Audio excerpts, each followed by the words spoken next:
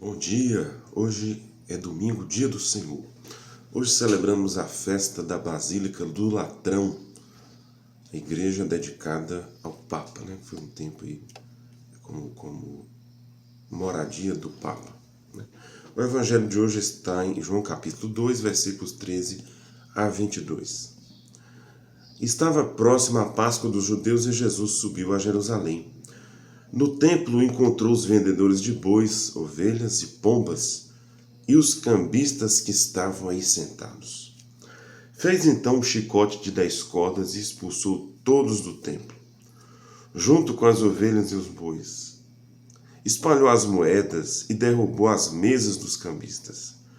E disse aos que vendiam pombas: Tirai isso daqui, não façais da casa de meu pai uma casa de comércio.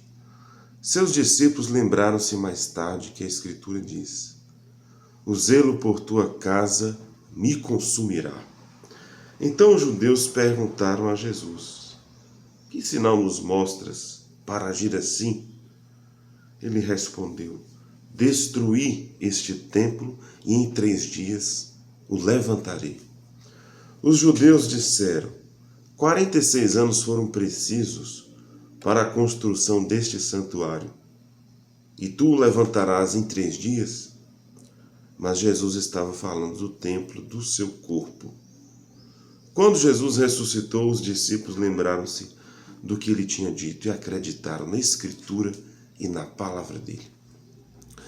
O texto escolhido aqui para a liturgia de hoje nos fala do templo. E a gente entende melhor esse evangelho nessa festa de hoje, juntamente com as demais leituras, né? Mas hoje aqui o evangelho nos dá aqui uma capacidade, né, muito boa para interpretar a festa de hoje, né? Hoje celebramos essa festa da Basílica do Latrão, igreja onde se celebravam os batismos dos primeiros cristãos e também alguns concílios ecumênicos dos primeiros séculos do cristianismo. Então hoje o tema aqui gira em torno da igreja, né? A imagem de fundo da igreja e Cristo como o templo de Deus e nós que somos chamados também a formar um templo espiritual e um sacerdócio santo, né?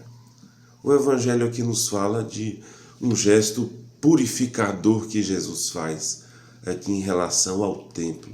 O templo que estava infestado de uma mentalidade comercial, né? Que Jesus se revolta e tem uma atitude aqui de uma certa faxina espiritual, comercial, né? Que acabava tirando do templo a sua imagem viva de fé e transformavam apenas num ponto de negociações, né? Como se isso acabava manchando um pouco a experiência da fé, né? O comércio da fé que infelizmente manchava o templo, que também é algo que acontece muito nos nossos tempos, né? Às vezes algumas igrejas elas se tornam também lugares mais dedicados ali a uma espécie de comercialização da mensagem religiosa, do que a religião pode oferecer, né, do que mesmo o cumprimento de uma função espiritual histórica, ritual, né? Qual é a função do templo? Ser uma ponte, ser uma conexão com o mistério consagrado, reunir pessoas, formar uma assembleia, conscientizar a fé, né? Unir o povo de Deus, ajudar o homem a celebrar bem os ritos, né? E esses ritos transformarem, né, ali corações, a mudança de mentalidade, né? Então, às vezes o templo ele vai perdendo essa função, seja pelo nosso modo de presença nele, seja como nós enxergamos aí a sua forma, né? Às vezes também a estética de alguns templos nem sempre acabam nos ajudando também a captar esse sentido espiritual dele, né? Mas aqui também o templo, agora, na pessoa de Jesus, que ele é ressignificado. Jesus é o templo de Deus.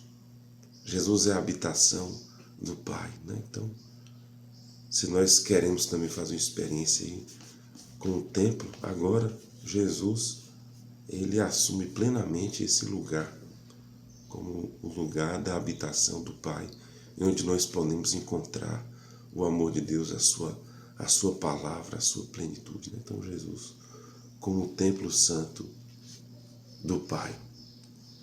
E não somente isso, a partir de Jesus também, nós somos chamados também a viver como pedras vivas, por meio de um sacerdócio santo, né? Como um povo sacerdotal. Então nós também somos chamados a ecoar o que o templo celebra em nossas vidas, em nosso jeito de ser, né? Então, Jesus é o templo de Deus e nos inspira também a sermos templos vivos nesse mundo. Pessoas onde o sagrado, onde o Altíssimo, onde o Espírito de Deus habita por meio de nossa vida, por meio de nossa missão. Então que essa festa de hoje também nos inspire a sermos templos de Deus e também a viver a unidade da fé. A liturgia de hoje também nos fala, nos ajuda a viver a unidade, a comunhão, né? Os cristãos que são chamados a viver a comunhão, a sinodalidade, a unidade na fé, no rito, na pastoral, na doutrina, apesar da diversidade, apesar dos dons e carismas, né? Somos chamados a ser um para que o mundo creia. Então que essa festa nos inspire também como igreja a viver a unidade, né? O Papa como ali instrumento visível, né? Sucessor de Pedro, né? A igreja como templo, edifício espiritual que nos inspira também a viver essa fé. Aí hoje como templos vivos de Deus, né? Como povo santo, inspirados em Jesus, né? E principalmente zelando e preservando pelo dom da unidade. Se você gostou, escreva aí nos comentários, deixe sua curtida, seu joinha, compartilhe com quem você gosta, reposte e tenha aí um dia cheio do amor de Deus.